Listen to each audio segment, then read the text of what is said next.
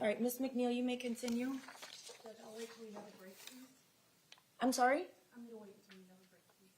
To when we're not in recess to make an objection? When we're in recess to make an objection? I can do it now, Judge. With all due respect to the victims' families and their proceedings in Marcy's law, the defense team in this case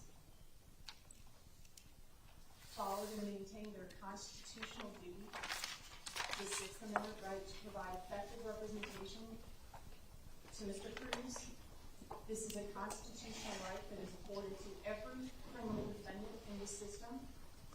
The court is aware, and so is the state, of Marcy's law and the victims' rights that are afforded in the United States Constitution as well as the Florida Constitution.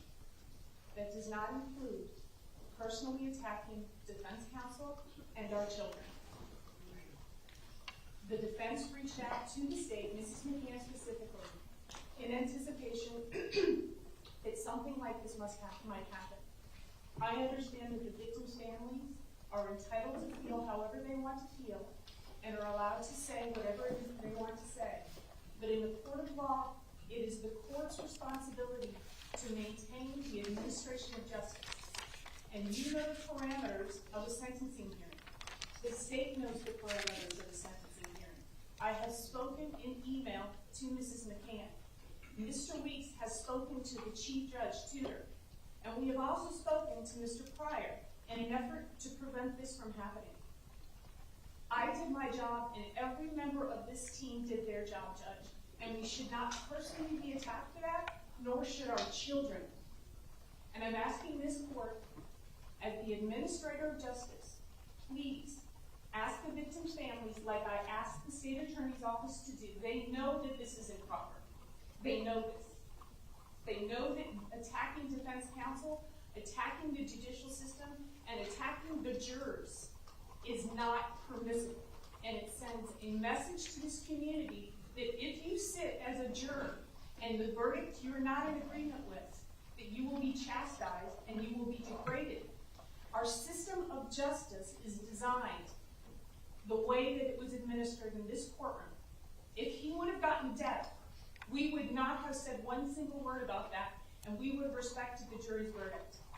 This is our system of government, Judge, and Your Honor should be maintaining the decorum in this courtroom to prevent these families from attacking our children and from attacking us personally when we were appointed on this case. Oh, okay, your objection is noted. State, do you want to? Your Honor, before we call our next witness, I would like to put something on the record, if I may be allowed, Your Honor. Okay. And it is important. The defendant, has taken the lives of these people's family members, their children, their husbands, their sons.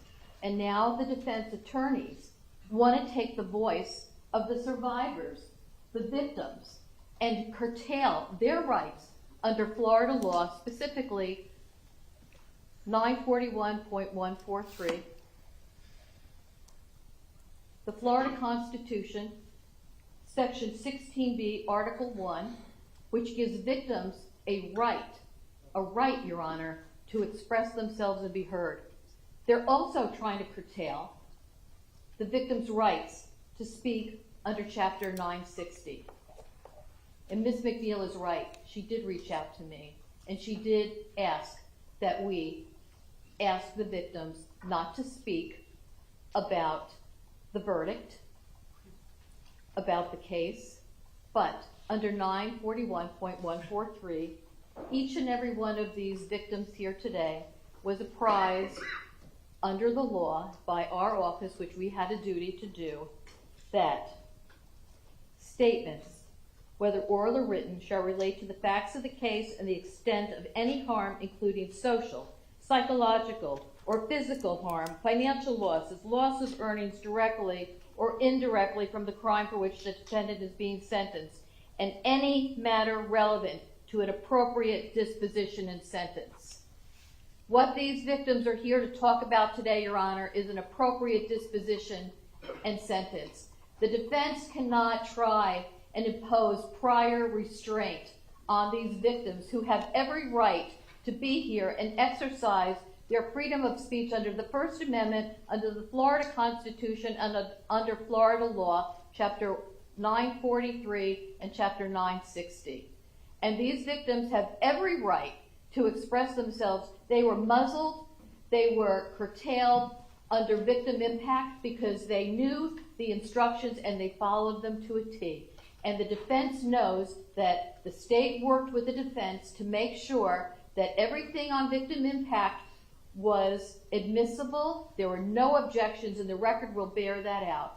And Ms. McNeil knows that she and I met to make sure that victim impact was absolutely perfect under the law. And these victims now have a chance and a right to come in here and say what they're allowed to say and what they're legally allowed to say. What the defense is doing is illegal to try and curtail these victims' rights under the law, and it's unconscionable. These victims have a right to express themselves.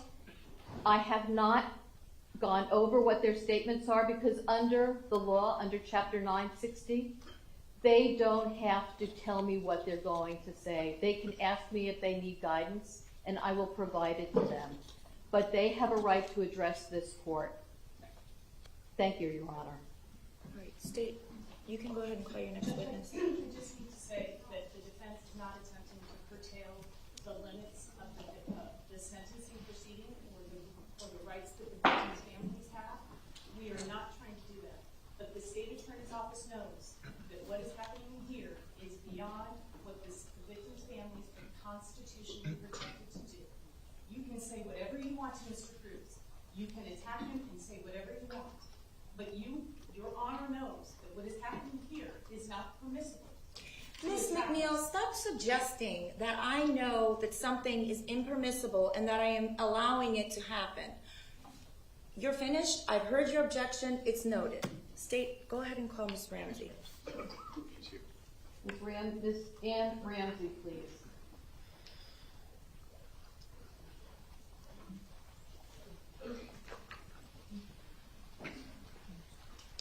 Right, ma'am. Ms. Ramsey, right here. Good morning, ma'am. Good morning. Good morning. Are both of you ladies going to be making a statement? No, just Okay. Ma'am, will you please raise your right hand? Do you solemnly swear or affirm the testimony you're about to give is the truth, the whole truth, and nothing but the truth? I do. Thank you. You can put your hand down and please state your full name for the record. Anne Marie Ramsey. It's nice to see you again. Thank you. You too. Ms. Ramsey, would you like to say something on behalf of your daughter, Helena? I would. Thank you. Please do.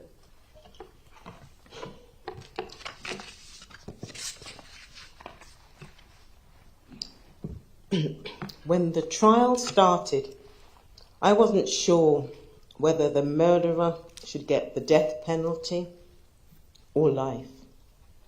But after listening to all of the details, it was most certainly, for me, the death penalty. You are pure evil. On Tuesday, the 13th of February, 2018, I shared my last meal with Helena. And she was radiant. And do you know what she said to me? She said, "Thank you, Mummy. Delicious, Mummy. Thank you. Thank you." Her praise was superfluous.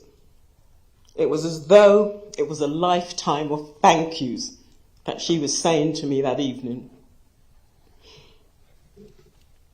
And yes, dinner was exceptionally good. It was really good. So I can only say thank you to God above, because my angel was going to be put to sleep. That's all I can say. Helena was part of the first priority club at Douglas. So she was a lovely girl.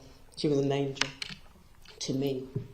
How many children say thank you these days to their parents? How many kids said thank you to their parents last night. How many kids do that these days? Did you thank your mother? Did you thank your mother, the murderer, for pulling you out of what could have been a life of poverty, a sordid life? No, you beat on your mother. You beat her. Before Helen's dad left for work, she would always say, "Bye, Daddy. Love you, Daddy." In the morning she left for school, she said, "Bye, Mummy. Love you." And she skipped off. And my last text from Helena was a smiley face. Just one of those smiley faces with the hearts. Because I had given her a cookie from Target stores. We love Target. It was a soft fondant cookie. It was huge and it had just the hearts, just like the emoji that she sent me. That was her acknowledgement to me. That was her love thrown back to me, saying, "Thank you, Mum. Thank you for throwing that in there on Valentine's Day." That was the last text that I received from my daughter.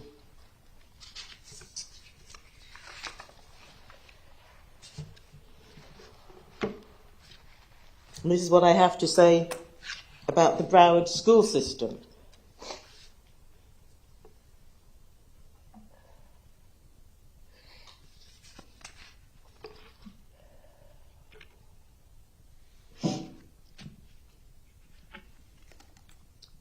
Helena, this is a repeat for what I said before.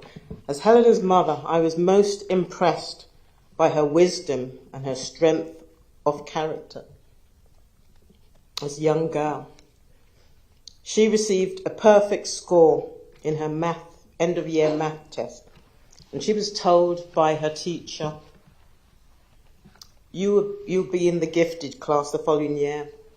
And funnily enough, the teacher was Asian, from the continent of India, Pakistan. And she said, "You were a wonderful student, excellent results, and you will be in the gifted class for the next academic year." However, the following academic year, Helena came home and she complained, "I'm not in the gifted class, Mummy." So I told her, "We'll go and find out." So we had a meeting, a conference with the principal, and there was no logical reason given. The principal said, "Oh, she could have got a fluke on her test. Or perhaps you've even sort of cheated by guiding her towards," I don't know what her reasons were. There was no logical reason from the principal. So, the following year, Helena stepped up and achieved another perfect score. So I was surprised, and I just celebrated with her, gave her a cupcake. "Fantastic work, Helena," I said. So we went to the conference, and on the way out, we met one of her friends and the mothers, and she was ecstatic. Her daughter had done well. Not 100% on the test, but a great score. And when I went into the conference, I waited to hear what the teacher had to say. And she never mentioned it. So when Helena came out, she said, "Mummy, what did the teacher say? What did the teacher say?" Because that was Helena. She loved to step it up. If you tried to knock her down, she would step it up. Yes, a girl at that young age. And I said, "The teacher didn't mention it, Helena. The teacher didn't mention your excellent results." So I promised Helena, I said, "I'll take care of you, because my job is to make sure that you're an all-rounder. You're beautiful on the outside and you're beautiful on the inside, and you do the best to the best of your ability." And I could see that she was immersed in a school system that did not want to promote well-behaved, hard-working, conscientious, black, brown, or biracial children. And Helena, she gained her rightful spot in the gifted class. But then she surprised me again. She said, after only a few weeks of being in this class, "Mum, this is not the gifted class. This is not. The children don't understand. The children just talk. The children are popular kids. It's not the gifted class." And this perplexed me because growing up in England, we were always encouraged to do our best. In fact, there were many children from our school, many successful, and many from many different backgrounds. And one was the incredibly talented Sir David Ajajaye, who graduated from the very same high school that I attended. He is the lead design architect of the African American Museum in Washington, D.C. Just imagine the loss if his spirit was crushed when I went to school. Our teachers encouraged us. Doesn't matter what race, what class, we were just encouraged to do our best and encouraged to shine.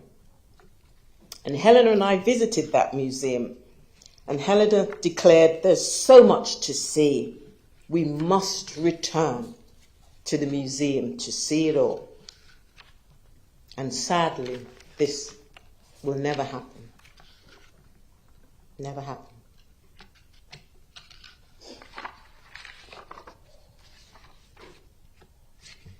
And then this statement was, let's see if there's anything else.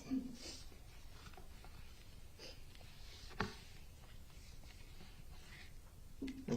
So now I'll move on to the Broward Sheriff's Office. And Vincent Ramsey pretty much said the first part.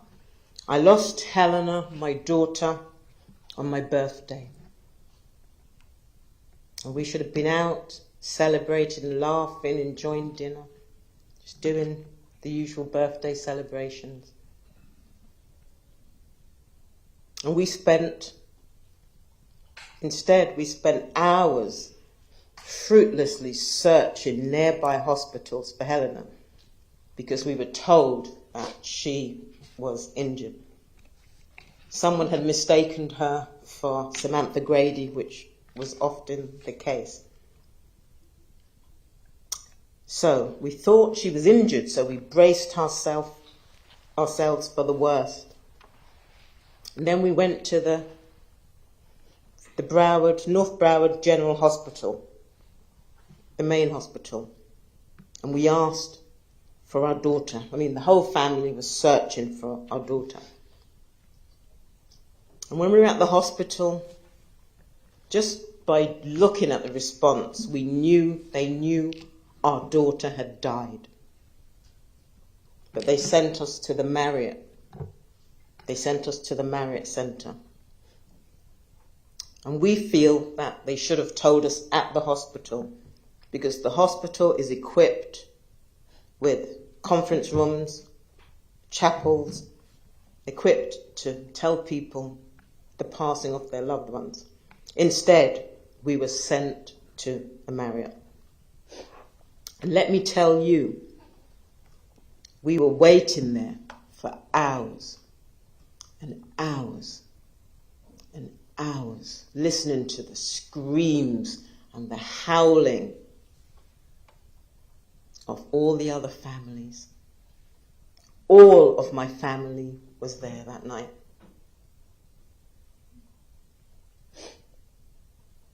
And we found out, because I have friends at the hospital in Broward, that you were in the hospital. You were being taken care of while our loved ones lay dead. You were, as far as I can see, continuing your ploy, the start of your ploy for your illness or whatever it was. Instead of taking care of us, they were taking care of you. And we will never forget that night. The screams, the howling. And yes, I quote, "It was not an effing pizza party." One of the families screamed. It was not an effing pizza party. You kept us there. And my family was there until about 3 a.m. that morning that we left. We were the last family to be looked at. Someone came over to us and they said, "How many families are here?" There was only one family, my family, the black family, left until the end. And this is what I have to say to the sheriff's office, because this is how black people are treated. When people say Black Lives Matter, it's how we are treated. I was asked by a reporter, would the shooter have been killed if he was black? And I had to stand there and think about that. I had to think about that, because it's not that simple. The shooter, if he was black, would not have made it past the gate, because that's the response. It's an aggressive response. He would have been stopped before he entered the gate. So I couldn't have said he would have been shot. No, I can say the response would have been different. And this is how we are treated. Same with the Broward schools. My daughter didn't get her acknowledgement. Same with the Broward Sheriff's Office. My family, all of my family, were there until 3 a.m. while you were in the hospital with your fake illness, with your ploy.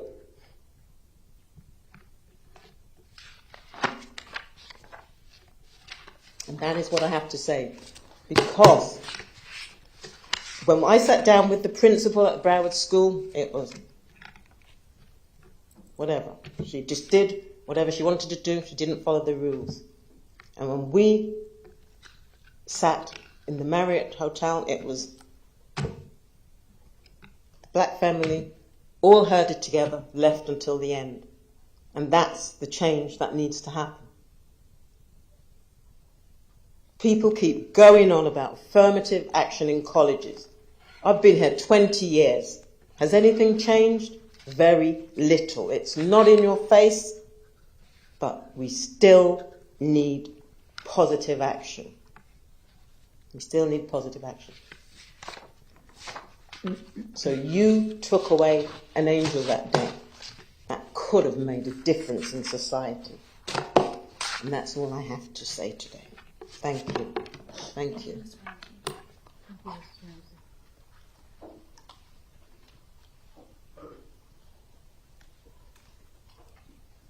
State, you can call your next witness. The next witness, Your Honor, would be Ellen Mayer.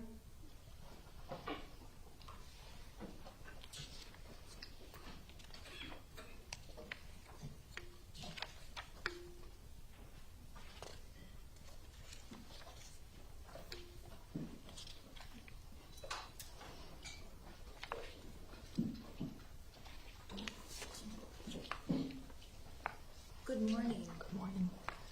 Will both of you be speaking? Or I will be speaking. Okay. Go ahead and raise your right hand, please. Do you solemnly swear or affirm the testimony you're about to give is the truth, the whole truth, and nothing but the truth? I do. Thank you. You can put your hand down. Please state your full name for the record. Ellen Mayer. Thank you. Mrs. Mayer, would you like to give a statement for your daughter, Samantha? Yes, we would. Please do. Thank you. I am Ellen Mayer, and this is my husband, Jess Mayer. We are the parents of Samantha Mayer, and I will be reading Samantha's words verbatim today, as she could not be here. My name is Samantha Mayer, and I am one of the 17 people who were injured during the Stoneman Douglas shooting. The reason I have decided to speak today is not only to share my story, but to share the actual long-term effects of gun violence as a survivor of it. I hope to bring awareness to some parts of a shooting that might be overlooked. I was sitting in my 4th period classroom, waiting to go home to see the flowers that were sent to me for Valentine's Day, and instead, I found myself in an ambulance being transported to the hospital with a gunshot wound through my knee. That gunshot wound stays with me today and for the rest of my life in the form of 3 scars on my left kneecap. The gunshot actually stays with me in many ways beyond what is physical. It reminds me of the most fearful day of my life when I was laying on the floor, unable to move, and terrified to speak. I remember accepting my death at that moment and reminding myself that my friends and family know that I love them. It reminds me of when I begged my classmates not to open the door for the policeman because I couldn't see what was happening and I feared more danger. It reminds me of when I asked a member of SWAT to text my mom because I didn't have the time to grab my phone to tell her that I was alive. Beyond the trauma of that day that replays in my head, I've come to realize that I find trauma in my day-to-day life as a result of the shooting. I am now afraid of tight spaces because if something were to happen, I would not be able to escape.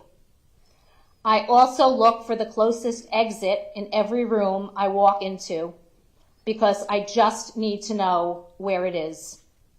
I turn around whenever I hear a noise because I need to know what that noise was to put my mind at ease. And yes, I mean every noise. My heart also drops every time I hear a loud noise, and I am transported into a state of pure terror because I am so terrified to be in another shooting.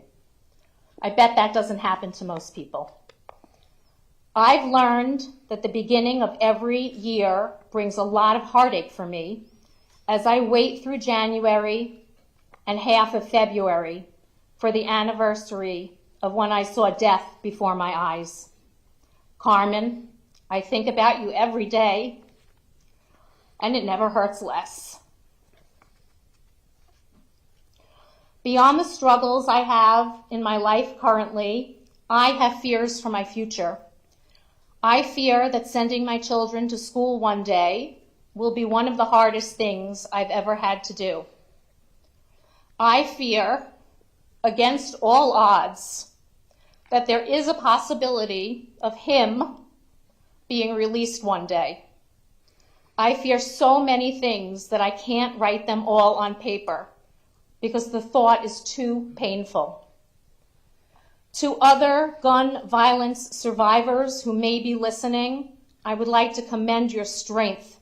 I know your journey hasn't been easy. The jury had to endure this trial for 6 months, but I have to live with this outcome for the entirety of my life. For my community, my family, and myself, I feel devastated. Justice has not been served. Now we all have to breathe the same air of someone who wanted us to never take another breath. Thank you. Thank you.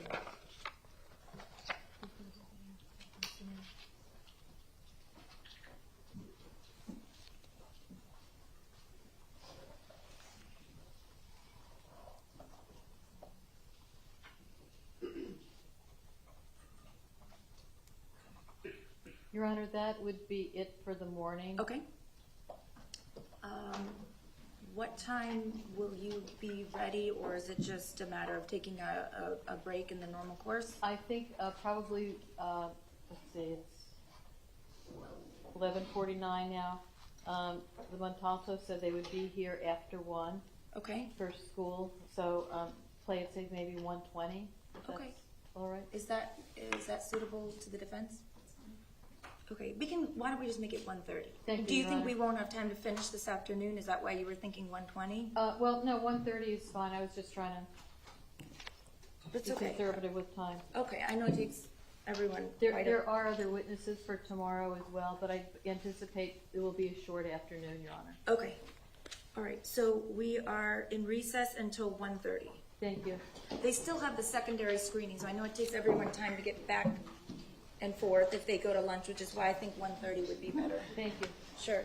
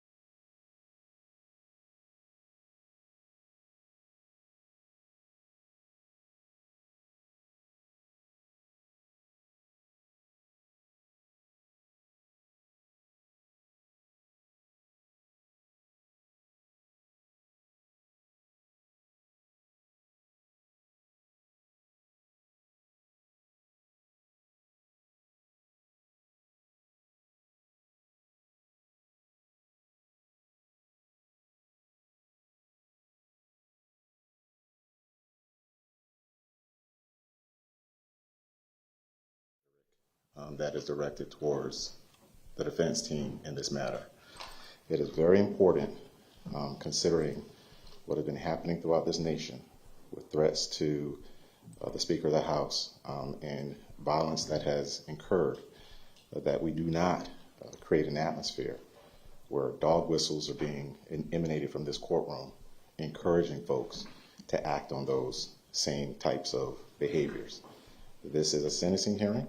We are asking the court to direct the state, to direct those witnesses to address the matters at hand, and that is their feelings with respect to how this particular sentence impacted them and how that will be helpful for the court to render judgment. But to direct any other statements or any other suggestions to the defense and to the jurors to encourage or incite folks to act on those encouragements is not I object to those appropriate. remarks. There has been no incitement. There has been no remarks. How you could equate violence? I mean, I the only agree, violence Mr. we Weeks. talk about is the defendant's violence. All right, and respectfully, Mr. Weeks, Ms. McNeil, who's lead counsel in this case, has made all of these arguments. I've heard them. There's been 16 people that have testified. Only 2 have made a direct comment to the lawyers. And You know, Judge, I'm standing here and I see that Jeff Marcus jumped up really quickly. But no one jumped up when people were referring to karma acting in the universe. No one was jumping up when they were referring to the defense children. No one jumped up to try to tap down that rhetoric. That is the rhetoric that I'm talking about. That is what I'm trying to be very clear on. Jeff Marcus, the state, they can hide behind their arguments, but we all are witnessing what is occurring in this courtroom. which is myself. I'm a judge, And I understand that I'm in Thank you, charge Judge. of the decorum, and I feel that 99% or a great percentage of what has been said has been appropriate. Everybody has maintained decorum, but for a few comments, it's best to just move on as opposed to highlight them. This is true, Judge, but I am witnessing a building of momentum, and I'm encouraging the court to direct the state to tap down on that momentum so it does not reoccur and it does not become a theme. Thank you, Judge. Your Honor, for the record, the only thing the state has said to any of these witnesses when they get up is, would they like to say something on behalf of the victim they're representing?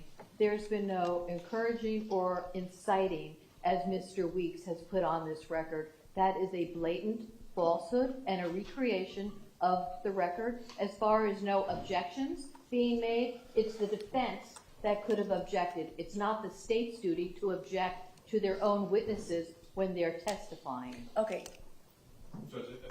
Listen, I've already heard. If you have anything else to say, you can put it in writing at a later time. I've heard from both sides more than once. That's going to be it. I've made my decision. Like I said, 99% of what's been testified to has been appropriate. I do not want to highlight the few things that were said that were perhaps not appropriate, and let's move on.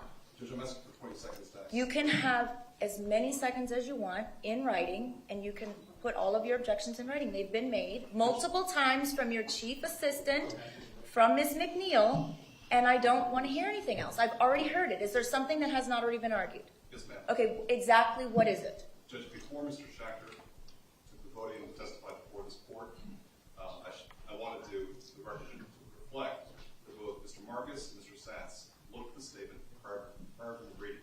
And so their implicit adoption of what he was saying, this improper arguments, improper discourse, and the court should chastise. Okay, but what you are doing right now is highlighting something and making more of a spectacle. So if your office in general does not want to facilitate or incite violence, then we need to just sit down and move on. That's it. There were 18 witnesses, 16 or 18 witnesses that testified today. There was nothing that was said until Ms. McNeil made her point made, and, you know, we're moving on. But is the court going to do anything about maybe stopping it from happening again? When these people are upset about specific things that have gone on from that table, like shooting the middle finger up at this court and laughing and joking. Miss McNeil, be quiet. When these people have sat in this courtroom and watched this behavior from that table, and they want to say that they're not happy about it, what is the problem? Judge, I have no problem because I have thick skin.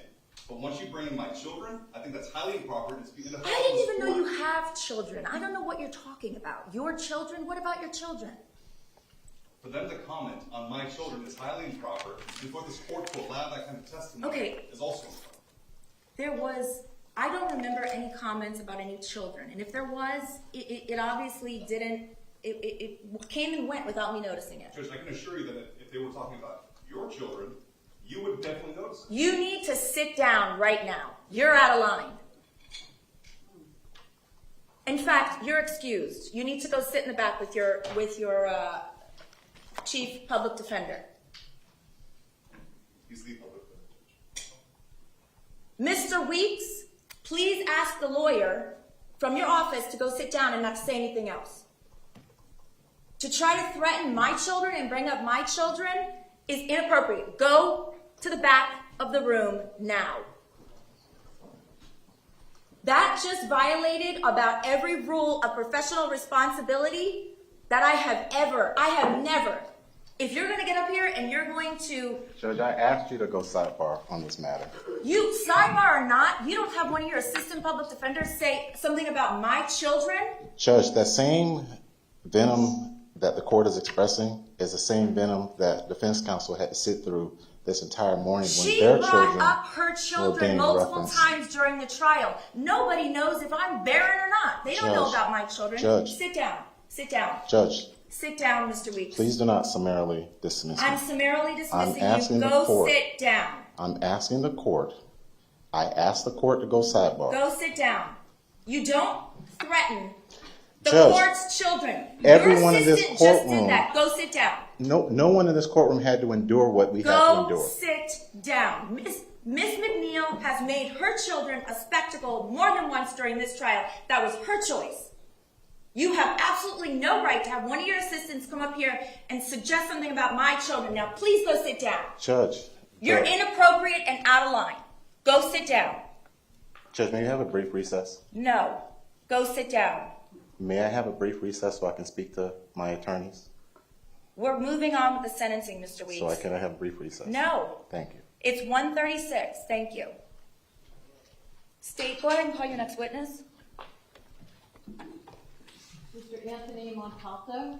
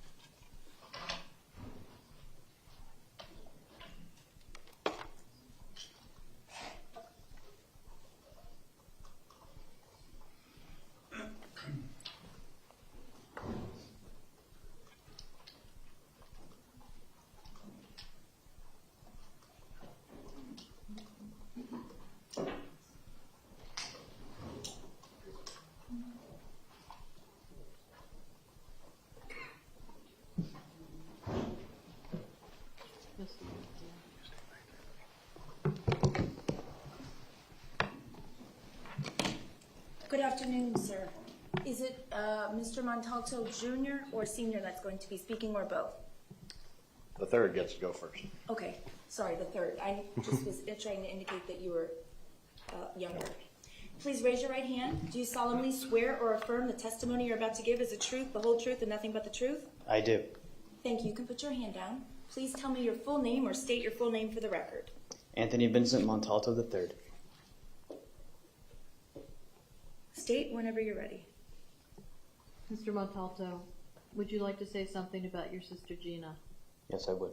Please go ahead.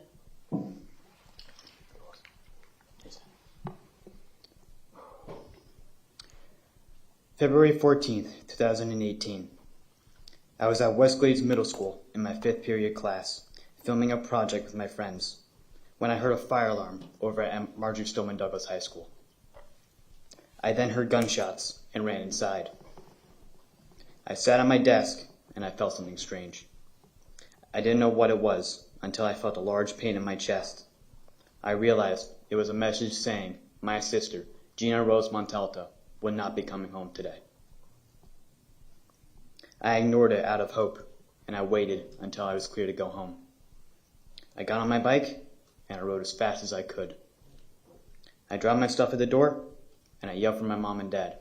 They were leaving to go see if Gina was safe. They told me to wait at home with my uncle. At 10 p.m., they returned as I was eating dinner. They had tears in their eyes. They said she was dead. The worst part about it was, that morning, I did not say goodbye to her. Gina was my only sister. She was fun to be with. She was really smart. She would help me whenever I needed it. I will never have that again. I will never be able to watch TV with her, talk about books with her. Every day, I walk by her room and see that it's empty. Every day, I see pictures and I think about her. Every day I wake up and I remember that she will not be there. It's a great pain that only I feel. To go from a younger brother to an only child in less than 6 hours is a dramatic change for anyone.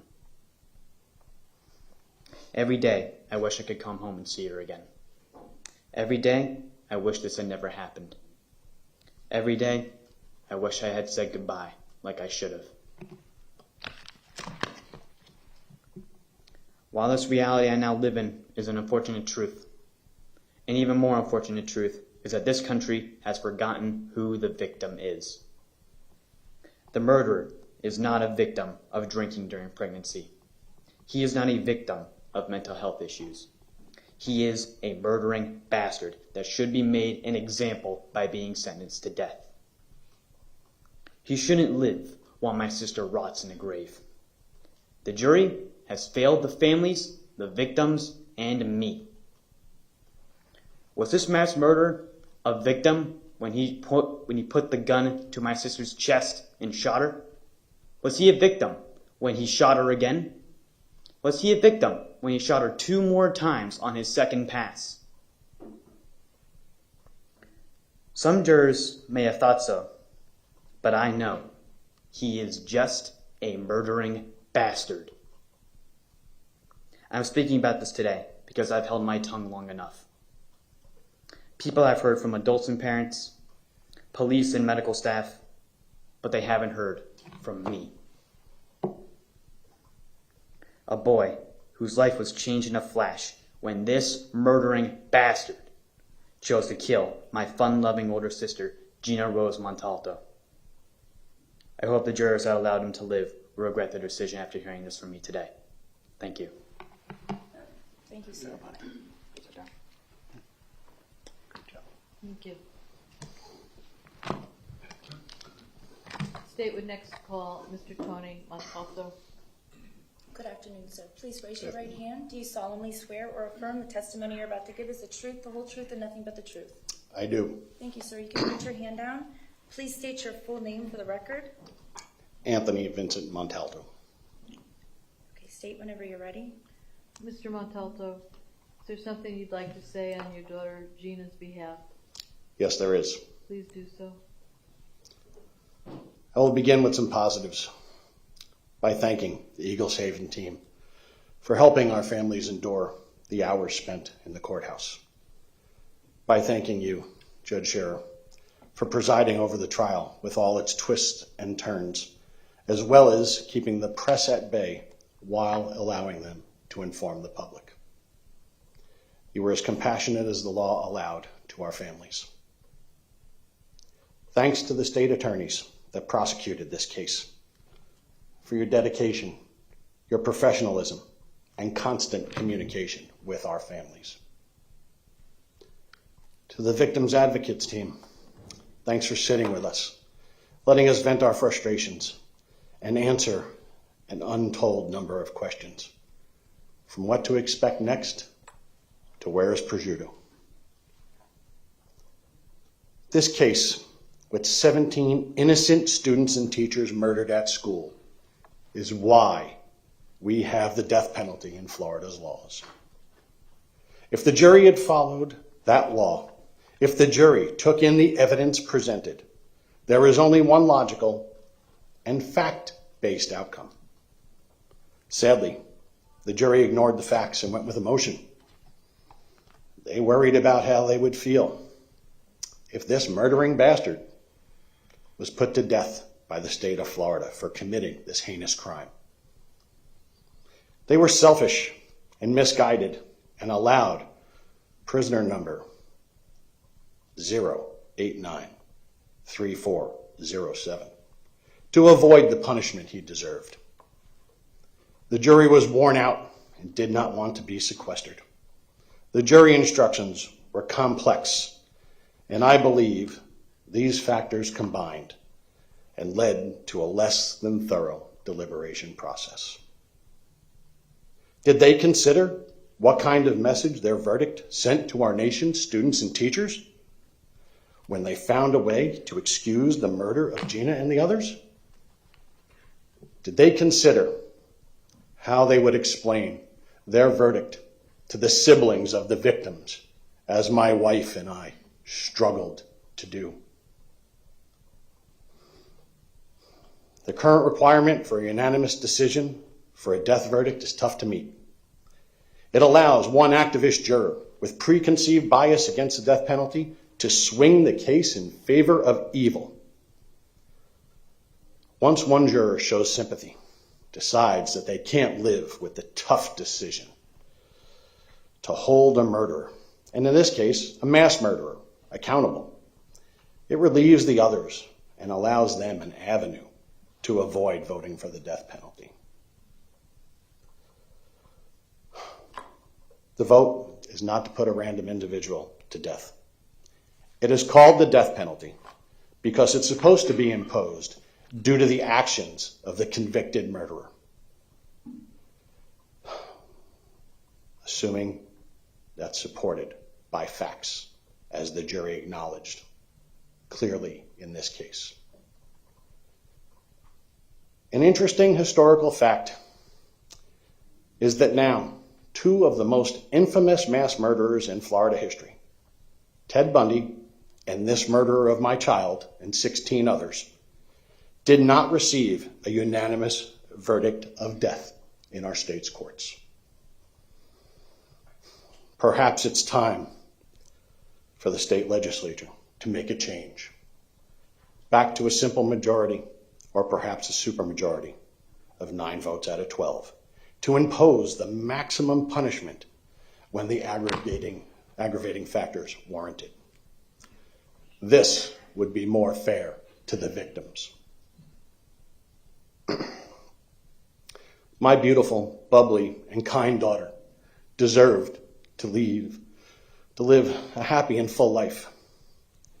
She should have been protected at her school from the monster sitting here, with no less than, 6 BSO deputies, as he enjoys the protection of his rights in this courtroom.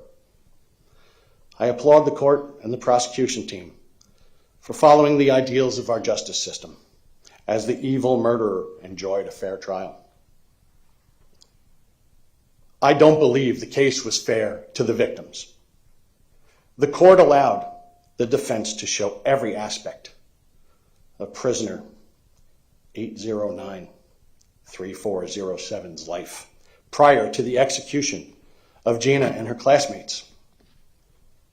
Pictures showing his smiling face, while at the same time claiming life was so tough it justified the mass murder of innocent students and teachers in school. Our families were prohibited from bringing photos of our murdered loved ones to the courtroom. We couldn't even wear bracelets or pins to court to represent the victims. The court did everything it could to dehumanize our beautiful Gina, her classmates, and her teachers, who were massacred by this admitted murderer. My family and the others had to sit like church mice in the courtroom for fear of influencing the jury and possibly causing a mistrial. We all showed amazing grace and decorum as we learned the terrible things this murdering bastard did to our children, spouses, and fathers. The justice system even stops the jury from considering our victim impact statements. How could it be a fair trial when the only people who can speak for the victims, those who cannot speak for themselves, have the jury instructed to disregard our words? The system is biased against the victims. It trampled the First Amendment rights of my family in a misguided effort to protect the perpetrator of these heinous crimes. This injustice must be fixed. The victims' rights must be recognized.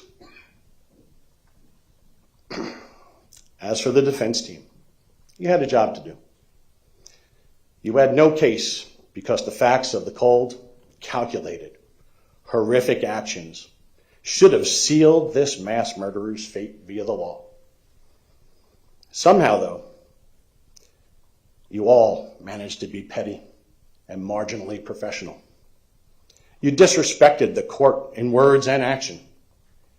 You laughed and joked with the twisted and purely evil man you defended. You brought in talented out-of-town personnel to bolster your team and help represent the murderer of my child. No expense was spared as you sought out experts in established and in questionable science, many of which you did not use as you chose to prey on the jury's emotions. What was the cost of prisoner 0893407's defense to the taxpayers of Broward County? That number has yet to be revealed.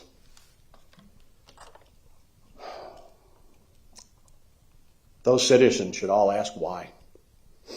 Why was so much effort put towards this prisoner, while in this very building, the same week his verdict was read, 2 other murderers were sentenced to death for their crimes? Quite frankly, you had no right to ask this jury for mercy. He showed no mercy when he shot my forever 14-year-old Gina in the chest, just as he thought about doing when he searched the internet for months before. The dirtbag even came back and shot her on a second pass. Unbelievable. As I read to the court last time I spoke here, Gina loved life. She loved her family, and she was literally a lifesaver. She would have gone on to change the world had she been able to grow up and fulfill her potential. My family had hoped this jury would follow the law and vote to give the low-life admitted killer the maximum penalty allowed to the fullest extent of the law. We expected the admitted mass murderer to die in prison and at the soonest possible opportunity under the law. He should not be allowed any kind of life, any joy, or any time to reflect quietly on his continued existence. We all have choices to make in life, struggles we must all work through. Despite these struggles, we should look to help one another. Yet the dirtbag murderer, who has now gotten a fair trial, chose to kill and maim as many innocent students as teachers as he could, without remorse, without compassion, and with extreme prejudice. He deserves the same treatment throughout his stay in the state penitentiary system. He has had a lot of help throughout his life, and yet he chose to attack our nation's future by shooting up a school. The murdering bastard that took my daughter's life has benefited from the grace and protections of every system our society offers. He should now be placed in a correctional facility where he is forced to interact without those protections. The misguided jury thought prisoner 089-3407 was failed by society. To be clear, the system, schools, mental health professionals, law enforcement, and now the justice system failed my daughter Gina, her classmates, and her teachers, which he chose to murder. A planned, cold, calculated, heinous attack where the monster chose to pull his trigger 139 individual times. Today, the court prepares to sentence this admitted mass murderer. However, the legacy and greatness of the victims is being preserved and extended because Stand With Parkland, formed by our damaged yet amazingly resilient families, succeeded in creating the Federal School Safety Clearinghouse, which today begins a 3-day national summit on how to protect America's schools.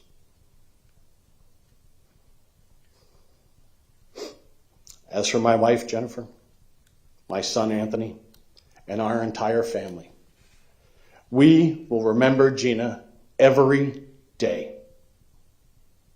We will honor her memory at every opportunity.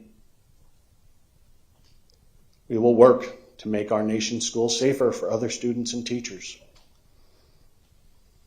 And the Gina Rose Montalto Memorial Foundation will help others achieve their goals, spread kindness, and keep Gina's light shining for all in this world to see. Thank you. Thank you, sir. Thank you, Mr. Montalto. Judge, may I have a moment to see who else we have? Thank you.